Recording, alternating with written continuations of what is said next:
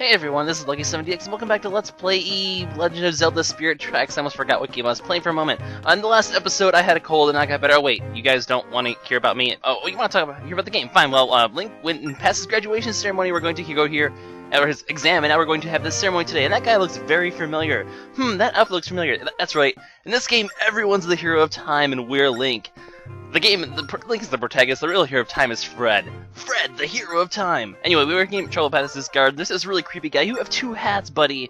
Who the wear has two hats? I know, a douchebag. That's who wears two hats. Anyway, he's kind of interesting. You kind of get this sort of vibe from him. Keep that in mind. This character is obviously quite important. But he'll let the guard stand aside. We're gonna have our. He's so full of himself. He is. Thank you, dude. See, two hats. Everyone knows it. Two hats. You're a douchebag. And I jump into the water like an idiot. Because I don't apparently know how to walk in a straight line. That's okay, because I'm gonna go break some pots and loot this castle of its money. Graduation ceremony, too bad. I'm gonna steal your star fragments. As I was saying, the treasures, we saw the treasure map last time, or the treasure screen.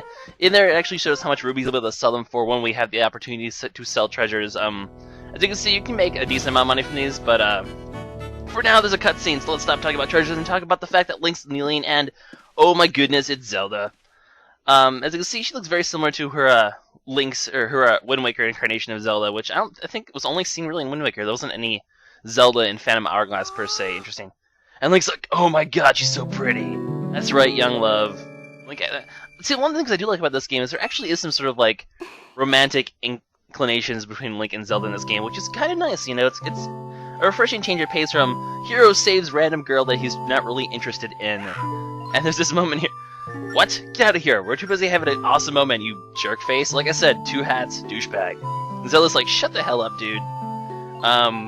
Interesting, I guess, ceremony where nothing really happens. He just sort of bows in front of the princess and she's like, you're an engineer now. Yay. What are you... Shut the hell up, two-hat dude. We're trying to have a moment here. This is important to the story. We're setting up Link and Zelda's interactions, and actually this really doesn't have much to do with the story at all. But we get a diploma because this game at least has the dignity to actually give us something to recognize us as an engineer, other than the princess's words. I do like how earlier you saw a little like mosaic of Tetra in there. I think this is the scene that shows it. Which does indicate. I mean, this game basically Link and Tetra from Wind Waker were the ones who founded this land. Which does that imply that they got together? I don't know. But we're an engineer now, yay! But this game takes place 100 years after that, so it's like 2 or 3 generations later in Tetra's bloodline. And what is this? What is this? I love how no one notices, by the way. Here, Link, take this letter. No one's going to notice it. This isn't suspicious at all that I am whispering into your ear. And she just walks away like nothing happened. Kind of stupid, I guess. What do you want, dude? Don't look. You look like a freaking leprechaun. You are a You are a two-head leprechaun. Wait. No. Creepy music. Creepy smile. Oh man. What are you talking about, dude? No, my train's not gonna be useless. My train kicks ass. It's all trainy and runs on the tracks, and I blow my whistles, and pig cows move away, and it's just pretty cool and fine and dandy. Anyway, hello, person. Yeah, oh, well, see, like, everyone knows. Everyone saw that you gave us something. Yes, it is a love letter. Didn't you see the moment we had? Sure, two-hat douchebag dude, which, by the way, I guess I can actually say his name. It's Chancellor Cole. You'll actually find that, actually, in this game, a lot of the people, are named after, things that have to do with trains. So Chancellor Cole is obviously a play on the word coal. And we'll be seeing a lot of these sort of characters soon. Anyway, as you can see, when you have a letter, the thing actually, there actually is a little dinging noise that shows that you have one. Let's go ahead and read this. So, follow the secret path to get to the top of the castle. This sounds very familiar, Ocarina of Time much.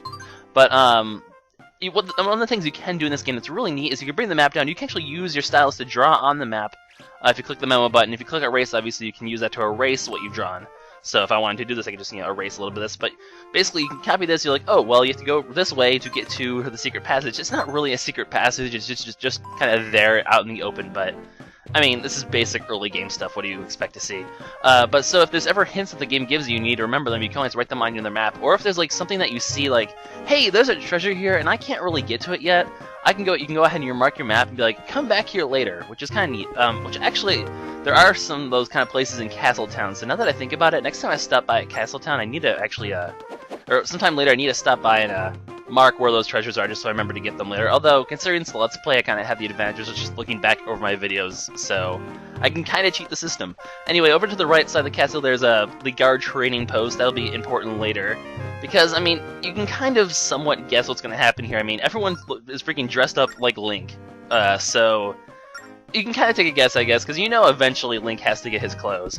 And over here's the infirmary, also going to be important later. I mean, they wouldn't make these rooms here for no reason, would they? Shenanigans! We'll break this pot! Steal the castle's money, because that's what I do. I'm Link. I'm like Robin Hood. I mean, we both wear green and are awesome at combat and just kick everyone's ass and sneak past guards like it's nothing. Either these are the worst guards in the world, or we're just... I know, they're definitely the worst guards in the world. No, I don't want to go away.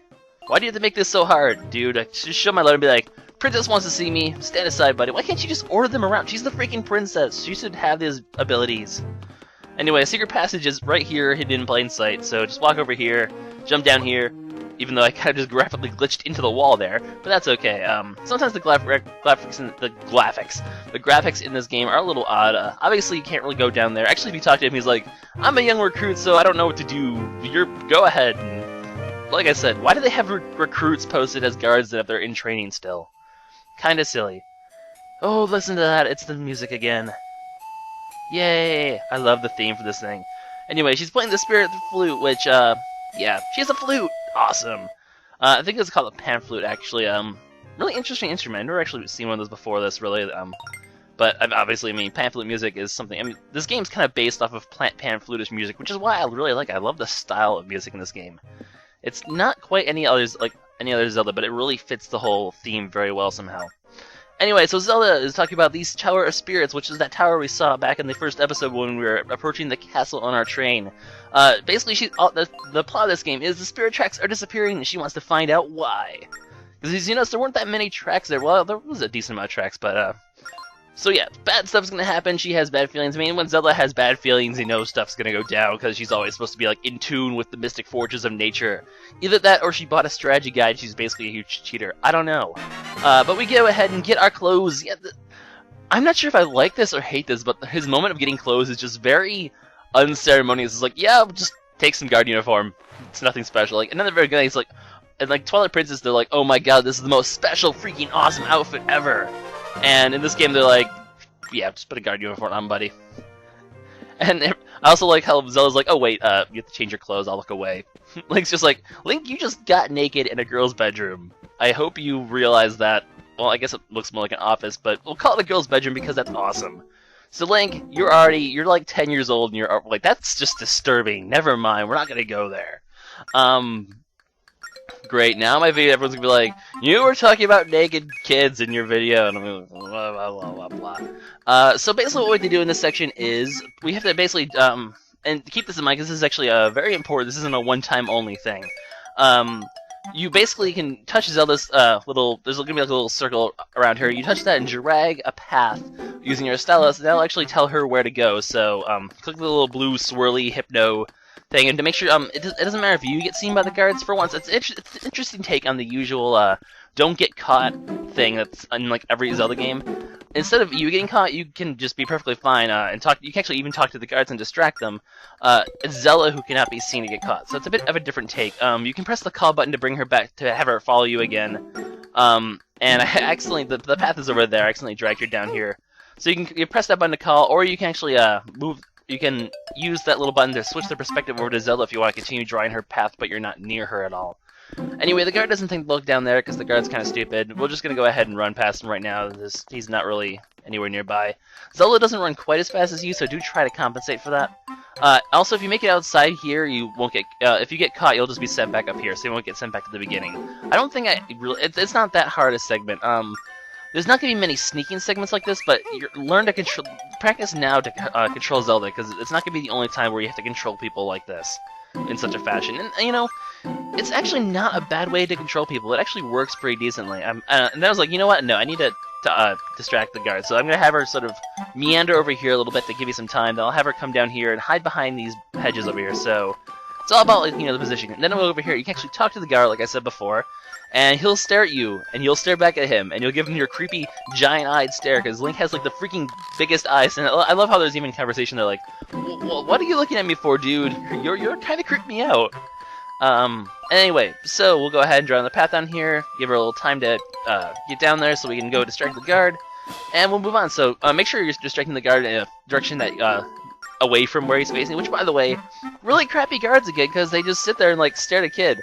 They're like, dude, they just have, like, a staring contest, an impromptu staring contest, and they don't find that suspicious at all.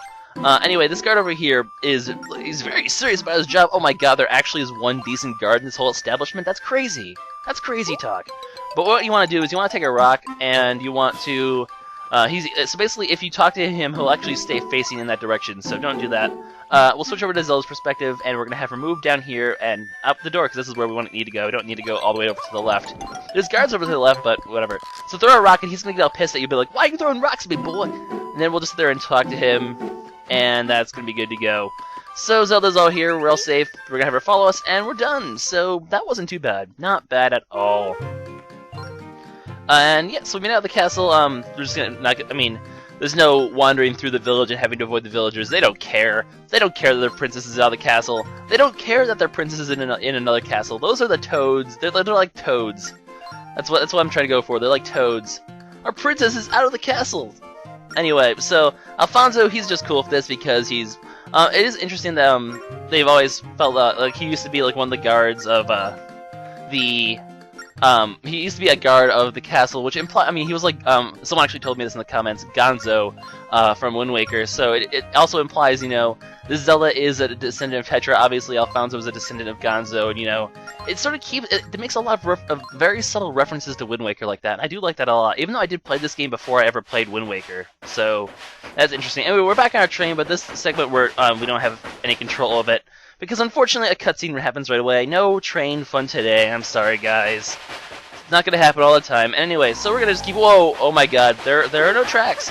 We don't have tracks. We don't have tracks. Oh well, crap. That's not good. And Link, being the expert engineer, somehow manages to stop his train without everyone dying. Except for himself apparently. Link's dead, game over. So yeah, guess the whole train thing didn't really work out, huh? Well, that's unfortunate. Yeah, so of course, naturally when we're just moving, the spare tracks would just naturally disappear as we're on the tracks. Just screw you, game, that's rude. Why couldn't we arrive here 10 minutes early? Why couldn't we leave 10 minutes earlier? Zelda, why'd you have to take so long with that goddamn ceremony? This is your fault. Whoa, dark, creepy cloud. I do love the fact that, Alfonso isn't so involved in all this. He's not some minor character. Like, he actually gets involved with, like, protecting Zelda and stuff like that, and involved in this cutscene, which I do love this cutscene. I mean, luckily there's no voice acting, because that means I can just continue to blab over it. But, whoa, creepy tendrils of darkness coming from the sky, that's usually not good. Well, then again, that's pretty much status quo in every Zelda game. There's gonna be some sort of creepy darkness. Oh! They broke the tower. Well, that's unfortunate. Looks like we're all gonna die now. Because apparently, like, the tower is like the... I'm not sure how much to say. I don't remember what was been said so far. No spoilers allowed! But the tower's important, obviously, because that's why they broke it.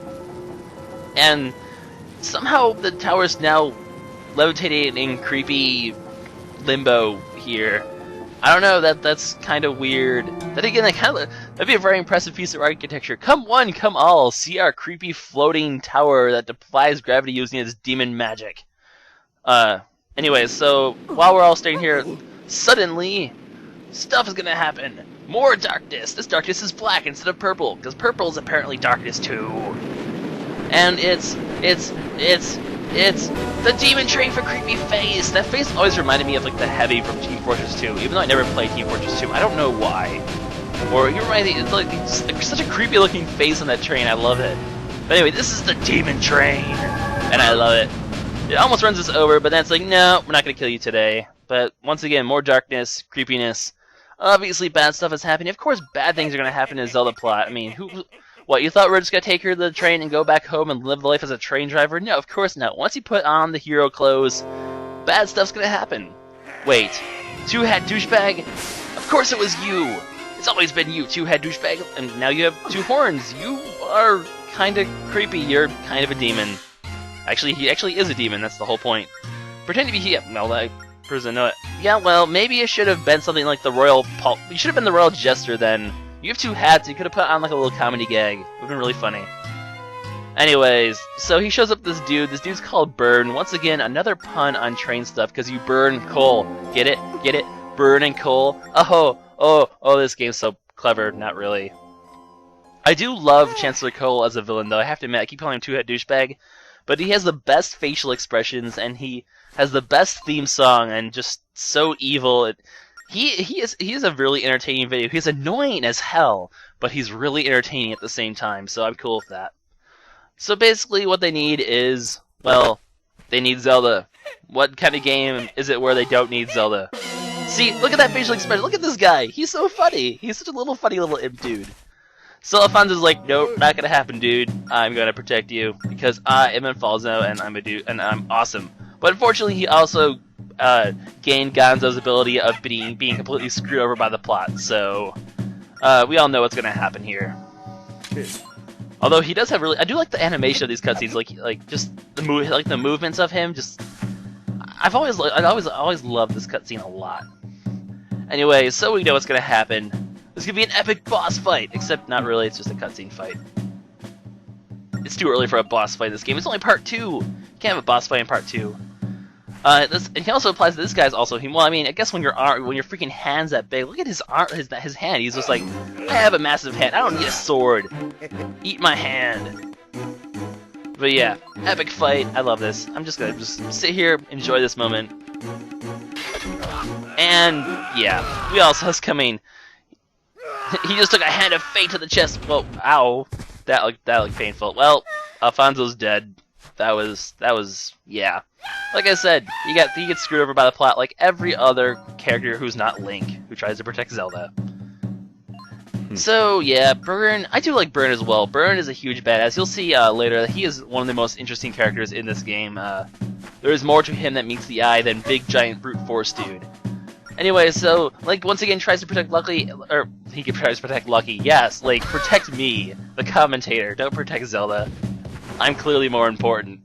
And of course he fails. This reminds me a lot of the scene with Onyx back at the beginning of Oracle of Seasons, where he tries to protect Did and gets his ass kicked. And all of a sudden, Creepy Imp kills Zelda.